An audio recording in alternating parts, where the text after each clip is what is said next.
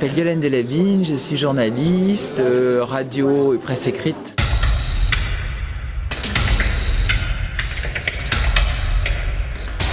C'est un sujet extrêmement difficile.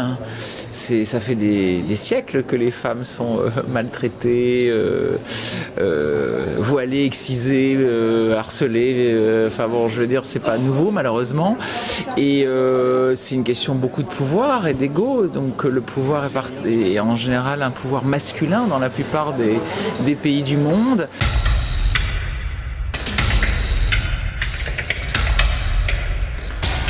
Quand une femme elle a de l'argent, qu'est-ce qu'elle va faire?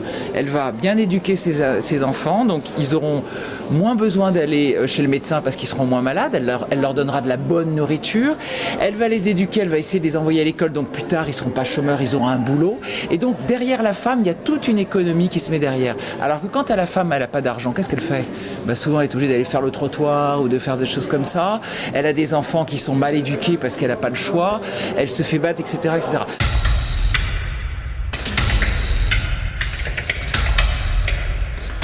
Moi j'ai eu juste un jour une histoire avec Doc Gynéco, je faisais une interview et c'est vrai que c'est la seule fois où j'ai vraiment eu un problème parce que je sais pas, on s'est levé, il a commencé à m'entraîner, alors j'ai eu la réaction un peu idiote de toutes les nages, j'étais en train de rire, parce que je comprenais pas très bien ce qui se passait.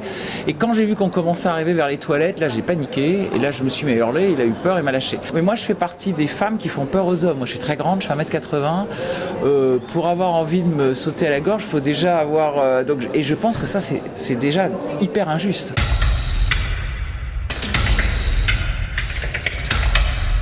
Être dans la transparence, parce que on est toujours dans des sujets tabous, dans des trucs un peu sinueux, donc c'est facile après. Donc il faut que les choses soient transparentes. Où sont les femmes, où sont les hommes, combien on gagne, etc. Il n'y a pas de sujet tabou.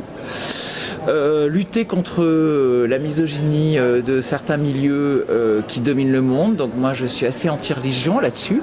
Donc j'arrive sur un domaine un peu tabou, mais je trouve que les religions toutes, en tout cas les 3 religions monothéistes, musulmanes, juives et chrétiennes, sont profondément misogynes, et je trouve ça inacceptable. Moi je suis de tradition chrétienne, j'ai été élevée chez les Bonnes Sœurs jusqu'à 18 ans, et à un moment je me suis dit, j'ai pas envie d'être vierge, j'ai pas envie d'être une putain comme Marie-Madeleine, et en fait en gros vous avez que ça, quoi, comme soit vous êtes une pécheresse et vous êtes une prostituée, soit vous êtes une vierge. C'est terrible, j'ai envie d'être une vraie femme, quoi, c'est tout. Une femme normale, quoi.